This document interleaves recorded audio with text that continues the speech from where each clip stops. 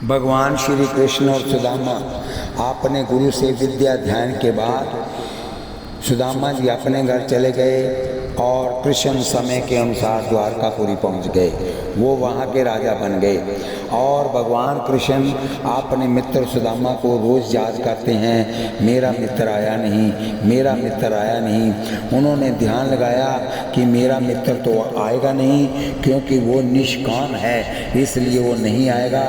मैं ही जाकर के कोई उपाय करूं। और उसकी पत्नी को जाकर भगवान कृष्ण ने बताया कि उनका एक मित्र है। इस कथा को आगे सुनिए। भगवान श्री कृष्ण के सखा श्री सुदामा जी ऐसे निष्काम भक्त थे कि उनके घर में कभी सेर भर आटा एकत्रित नहीं हो पाया। वह ब्राह्मण वृत्ति से कष्टपूर्वक अपनी जीविका चलाते थे।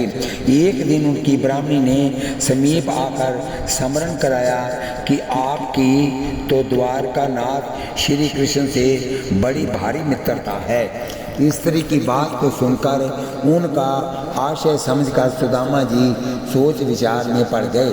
उनका विशुद्ध निष्काम हृदय आतुर हो गया। फिर उन्होंने मन को दृढ़ करके कहा, हाँ अवश्य हमारी और उनकी गहरी मित्रता है।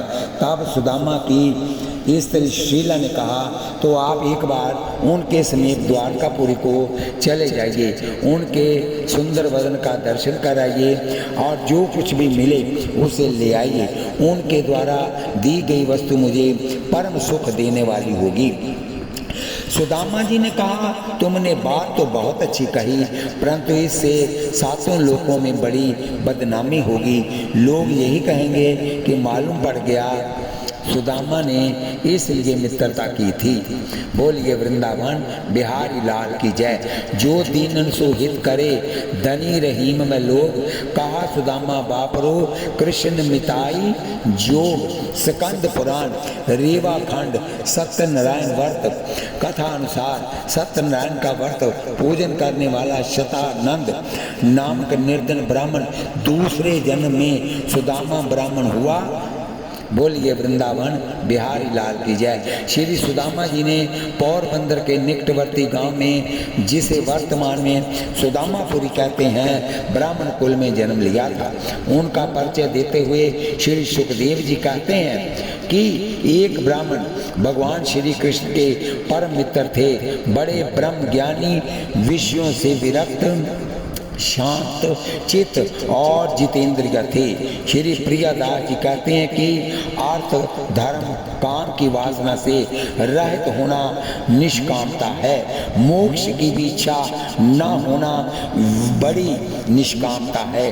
भगवान के भक्त मोक्ष की भी कामना नहीं करते, जबकि मोक्ष को परम पुरुषार्थ कहा गया है। अर्थ ना धर्म ना काम रुचि, गति ना चाहूं निर्वाण, जन्म जन्म रति राम पद, ये वरदान न आन। मुझ में चित्त लगाए रखने वाले भगवान श्री कृष्ण कहते हैं, मेरे प्रेमी भक्त मुझको छोड़कर ब्रह्मा का पद, चक्रवर्ती राज्य लोक लोकांतरों का आदि पते, जोग की सब सिद्धियां और मोक्ष आदि कुछ भी नहीं चाहते हैं।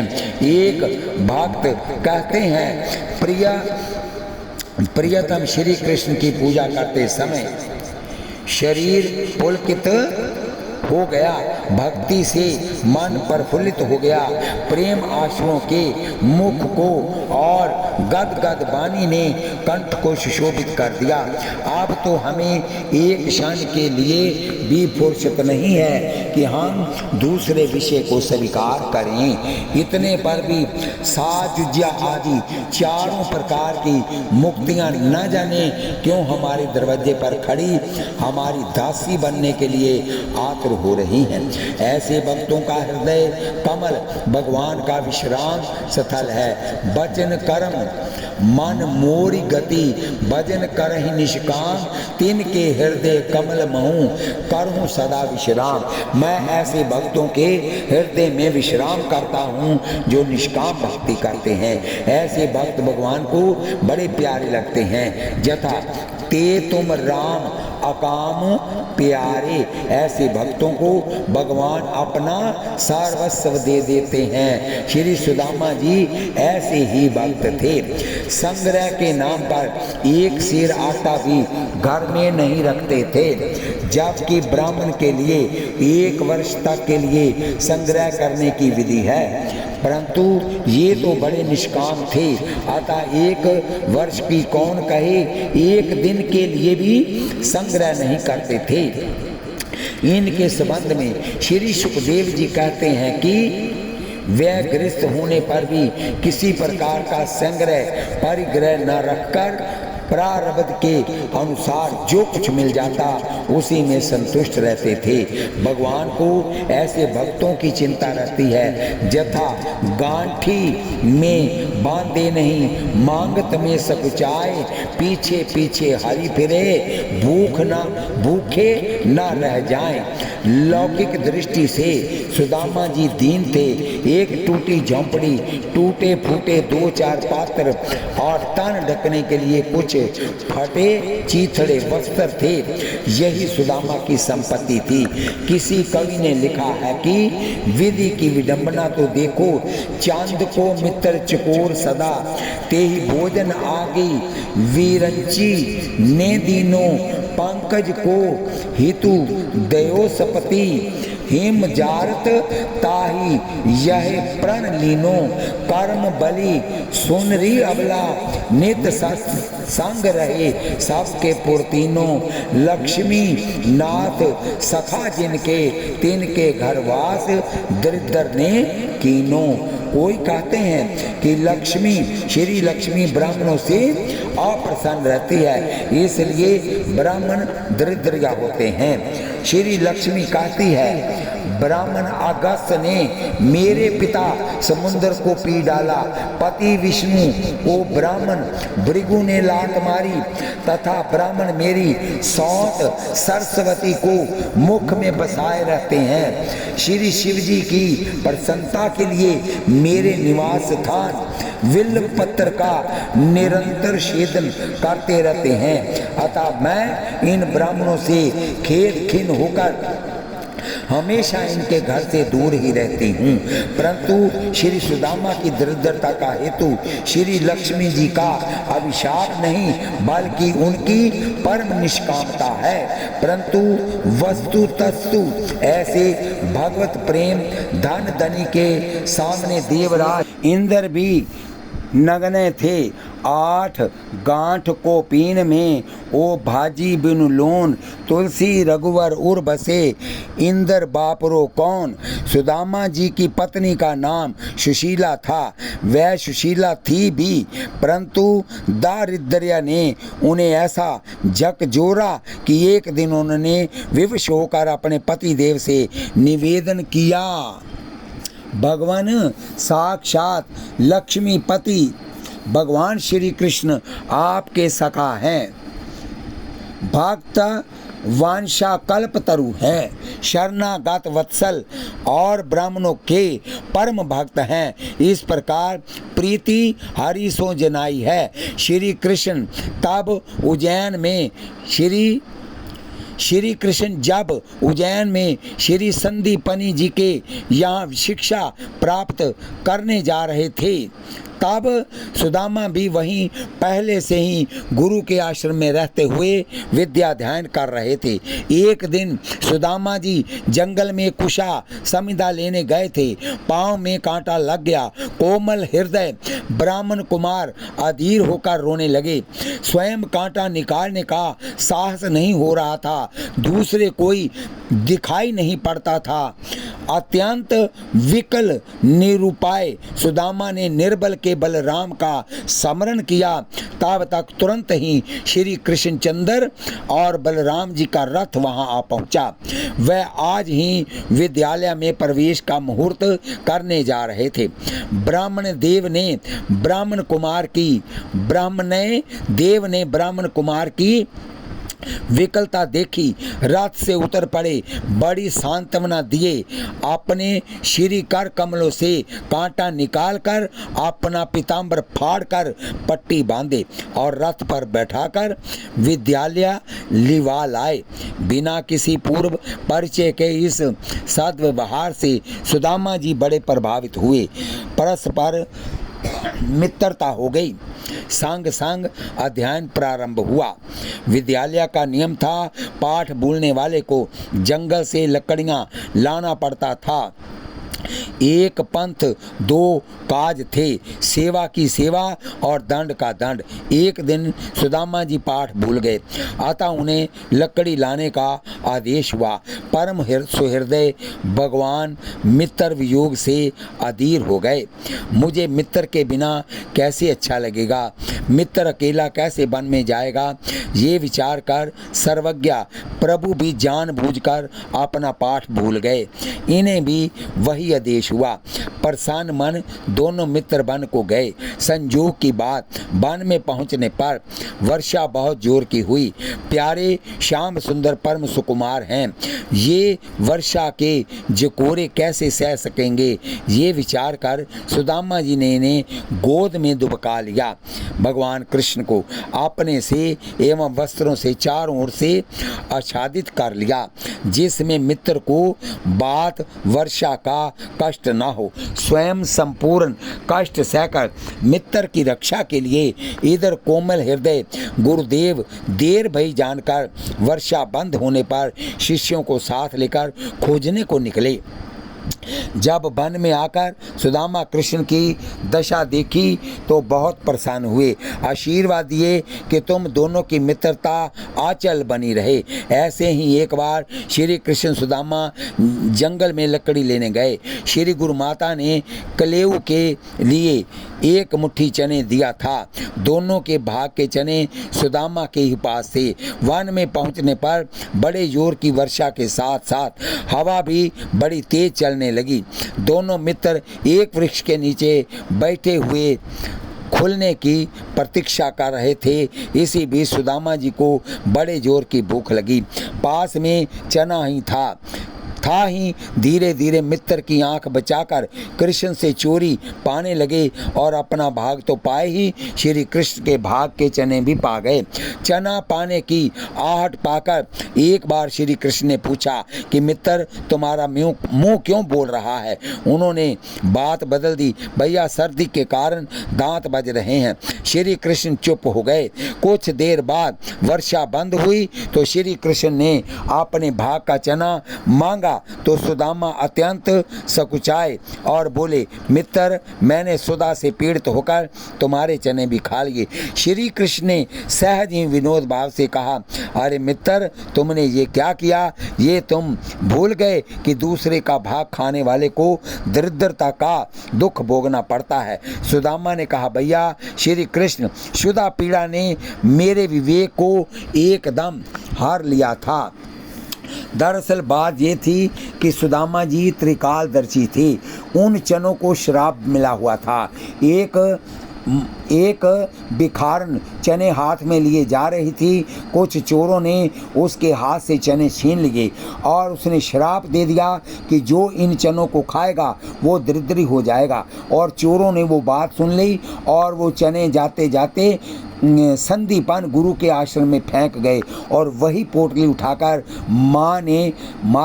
गुरु माता ने उनको दे दी। सुदामा ये कहते थे कि अगर मेरा मित्र खा गया तो ये दरिद्री हो जाएगा, इसलिए इसका दरिद्र मैं लेता हूँ। इसी से मैंने तुम बताया नहीं भगवान कृष्ण को और चने चुप करके खा गए।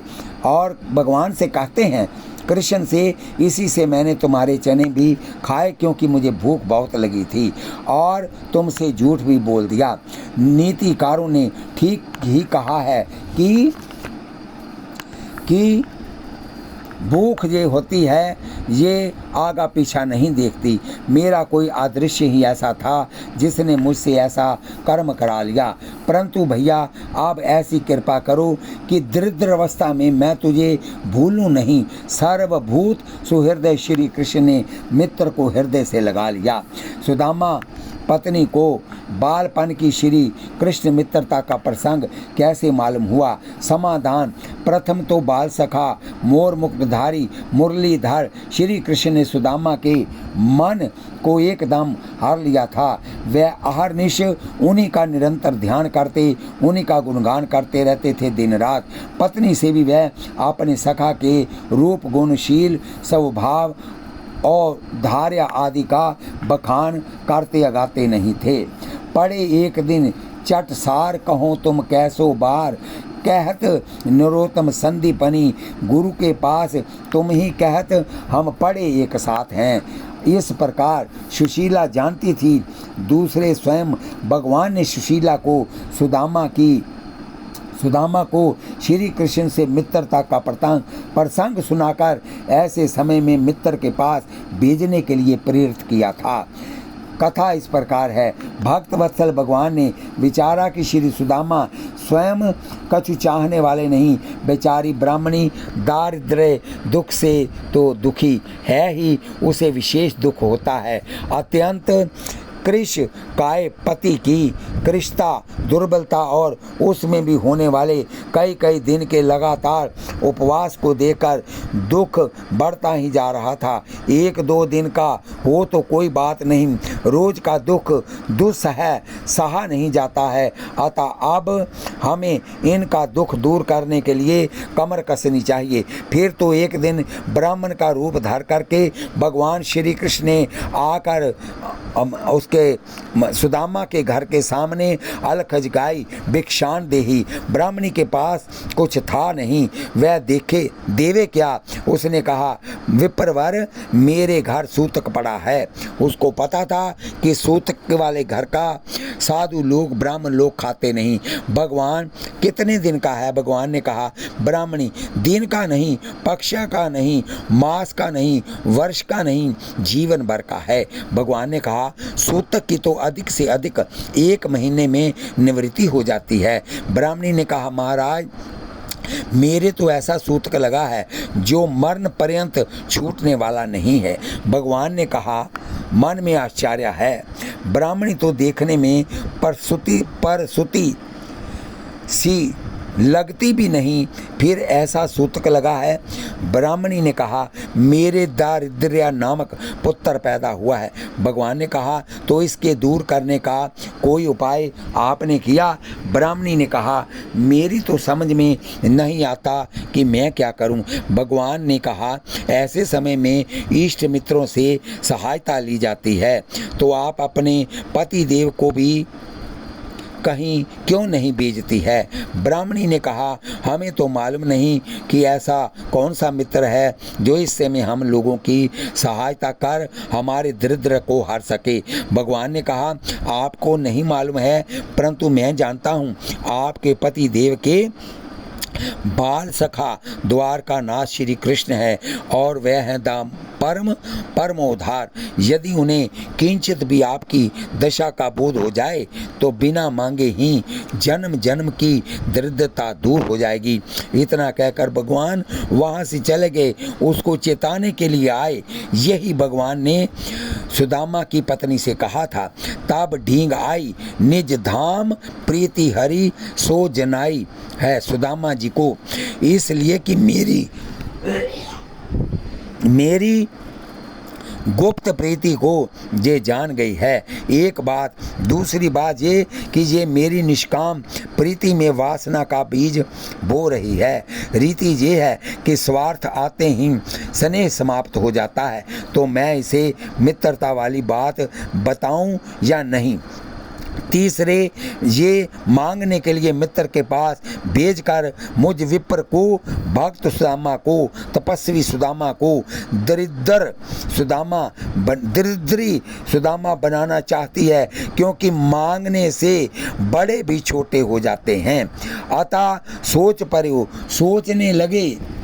अब सुदामा जी को अपनी दीनता पर पश्चाताप हुआ, वह मन ही मन भगवान से प्रार्थना करने लगे कि फिर मन को दृढ़ करके आपने कहा, हाँ जू, परंतु मैं कुछ भी जांचना करने के लिए मित्र के पास नहीं जा सकता। ब्राह्मणी तो श्री द्वारकानाथ जी का औदार्य सुन चुकी थी, अतः उसने कहा कि बहुत अच्छा, आप मांगने मत जाओ, परंतु एक बार अपने मित्र का दर्शन तो कर आवो, और सहज रूप में वह जो भी दे दें वह मेरे लिए परम सुखदायी होगा। सुदामा जी ने कहा, तुमने जो दर्शन की बात कही वह तो बहुत अच्छी है, परंतु पावो ले आवो वाली बात उत्तम नहीं। इससे तो 7 लोक में मुझे कलंक लगेगा। भक्ति करे धन फल चाहूँ, ताको बनिया जान, देत लेत जो तोली के, लाभ ही के परमान, फल कारण प्रीति करे, जांचे त्रिभुवन राव, दादू सो सेवक नहीं, खेले अपनो दाव। बोलिए वृंदावन बिहारी लाल की जय। फिर तो हमारी मित्रता कलयुगी मित्रता अर्थात मतलब की जारी हो जाएगी। एक महात्मा चारों युगों के 4 नाम बताते हैं। सतयुग का नाम है धर्म सिंह, त्रेता का नाम है वीर सिंह, और द्वापर का नाम है धीर सिंह, और कलयुग का नाम है मतलब सिंह। भाव ये कि कलयुग में प्रायः सभी लोग मतलब का ही व्यवहार करते हैं। हमारी प्रीति भी वैसी ही समझी जाएगी। बोलिए वृंदावन बिहारी लाल की जय। कहो सुदामा वाम सुनु वृथा और सब भोग, सत्या भजन भगवान को धर्म सहित जप जोग। बोलिए वृंदावन बिहारी लाल की जय। ये सुनकर सुशीला ने कहा, श्री कृष्ण जी के मधुर रूप के दर्शन करने का भी मन नहीं चाहता है क्या? उनके दर्शनों से सभी दुख अपने आप जल कर भस्म हो जाएंगे। आप केवल दर्शन कराइए, कुछ भी जांच ना कीजिएगा। उसने जब ये वचन सुनाए तब प्यारे श्री कृष्ण के सुंदर स्वरूप का स्मरण हो आया। सोच विचार कर विचारे सुदामा जी की बुद्धि दर्शनों की लालसा से चंचल हो गई। वह अपने प्रिय मित्र से मिलने चले। मार्ग में आनंद में पग पग पर झूमते हुए वह द्वारकापुरी को आए। वहाँ का अपार ऐश्वर्य देखकर उनके हृदय में अपूर्व सुख उत्पन्न हुआ। आश्चर्यचकित द्वारकापुरी को देखते हुए वह चले। उनके नेत्र श्री कृष्णचंद्र की रूप सुधा के प्यासे थे। कोई राजपुरुष महलों में जाने से रोक ना दे, इसलिए सुदामा जी मन में डर रहे थे। किसी तरह मन को मजबूत करके सुदामा जी ने राजद्वार लांघकर राजभवन में प्रवेश किया। मन के द्वारा मानो प्रभु दर्शन की तीव्र अभिलाषा ने ही हाथ पकड़कर उन्हें प्रभु के निकट पहुंचा दिया। जब सुदामा जी मित्र के पास जाकर कुछ मांगने को प्रस्तुत नहीं हुए तब ब्राह्मणी ने कहा, अच्छा आप मांगो मत, जो पावो सो पावो मत, परंतु दर्शन तो कर आओ। कोई न चाहे का भाव ये कि जितना थोड़ा भी प्रेम प्रभु में होता है वह दर्शन के लिए तड़पते रहते हैं, और आप तो अहर्निश मित्र प्रेम में मगन रहते हैं, फिर भी दर्शन करने की इच्छा नहीं होती। तो क्या बस ऊपर ऊपर से ही भक्ति है कि कुछ भीतर से भी भाव है? तात्पर्य ये कि यदि हृदय में कुछ भी अनुराग होगा तो आपको स्वतः बिना दर्शन के चैन नहीं पड़ेगा। सुदामा जी की पत्नी ने 3 बात कही, जाकर मित्र से मांगो, यदि ना मांग सको तो स्वयं वह जो कुछ दे दें वह ले आवो, ये भी ना कर सको तो केवल दर्शन ही कर आवो, अपने आप दुख कष्ट कट जाएंगे। सुदामा जी को तो प्यारे श्री कृष्ण की अखंड स्मृति बनी रहती है। फिर आई आई सुधी से तात्पर्य प्यारे की विविध लीलाओं की विलोकनी, बोलनी, चलनी, हंसनी और मिलन की सुधी सुदामा को याद आई। राम विलोकनी, बोलनी चलनी, सुमरी सुमरी, सोच हंसी मिलनी, विचार कर किया गया कार्य परिणाम में मंगलकारी होता है। इसी से बुद्धिमता वरिष्ठ हनुमान जी पुर रखवारे देख बहु कपि मन कीन विचार, तरु पल्लव मह रहा लुकाई, करई विचार करो का भाई, कपि करी हृदय विचार, दीनी मुंदर का डार। तब बोलिए वृंदावन बिहारी लाल की जय। विचार करने पर ये निश्चय हुआ कि भगवान श्री कृष्ण का दर्शन हो जाएगा। सुदामा ने सोचा ये तो जीवन का परम लाभ है। फिर तो पूर्व की समस्त बातें 7 लोक में कलंक हवे, याही लिए की निमित्तरताई है आदि दूर हटा दिया। भाव इनकी परवाह नहीं किए। प्रेमी लोग लाज, कुल, कानी, विधि, निषेध, मान अपमान आदि की परवाह नहीं करते। बोलिए वृंदावन बिहारी लाल की जय। सुदामा जी ने भी लोकापवाद की परवाह नहीं किया। संसार का तो स्वभाव है, कोई कैसा हूँ दूध का दूल्हा धोया क्यों ना हो, कुछ ना कुछ उल्टा सीधा कर ही डालता है। आप एक छोटा सा दृष्टांत सुनिए। बोलिए वृंदावन बिहारी लाल की जय। एक बूढ़ा साथ में एक बालक लिए हुए कहीं जा रहा था। बूढ़ा घोड़े पर सवार था, बालक पैदल चल रहा था। रास्ते में कुछ लोगों ने देखा तो आपस में कहने लगे, देखो बुढ़ा कितना निर्दयी है, आपने तो घोड़े पर चढ़ा है और बालक बेचारा पैदल चल रहा है। बुढ़े ने सुन लिया, बस वह स्वयं घोड़े से उतरकर उस पर बालक को बिठा दिया। कुछ दूर जाने पर पुनः कुछ लोग मिले तो कहने लगे, देखो बालक कैसा मूर्ख है, अपने को घोड़े पर जा रहा है लेकर और बेचारा बुढ़ा पैदल। अरे बालक तो वैसे ही दौड़ा दौड़ा चला जाता है। बुढ़े ने विचारा कि लगता है कि हम दोनों को ही घोड़े पर चढ़कर चलना आवश्यक है। अतः दोनों घोड़े पर बैठ गए। आगे चलकर ये देखकर कुछ लोगों ने वचन मारा कि देखो तो इन बेपीरों को दोनों के दोनों घोड़े पर लदे चले जा रहे हैं। इन्हें तनिक भी घोड़े की पीड़ नहीं है, बस दोनों ही उतरकर स्वयं पैदल चलने लगे। घोड़ा कसाया खाली जा रहा था। ये देखकर फिर कुछ लोगों ने कहा कि देखो ये तो दोनों पागल हैं, दोनों कैसे ना समझे हैं कि सवारी साथ है और पैदल चल रहे हैं। अब तो बूढ़ा झुंझलाया जगत के इस रवैये पर कि ये तो कैसे भी रहें, कुछ ना कुछ बिना कहे मानने वाले नहीं। अतः अपने विचारानुसार दोनों बारी बारी से जब थकते तो घोड़े पर बारी बारी चढ़कर चले जाते। अतः ये भी मति टारे। बोलिए वृंदावन बिहारी लाल की जय। बोलिए लाडली लाल की जय। बोलिए जुगल सरकार की जय। श्री कृष्ण गोविंद हरे मुरारे, हे नाथ नारायण वासुदेव। सुदामा जी चलने के लिए प्रस्तुत हो गए, परंतु मित्र के पास खाली हाथ कैसे जाएं। ये विचार जब ब्राह्मणी को सुनाए तब उस ब्राह्मणी ने पास पड़ोस के घर से 4 मुट्ठी चिड़वे मांगकर एक कपड़े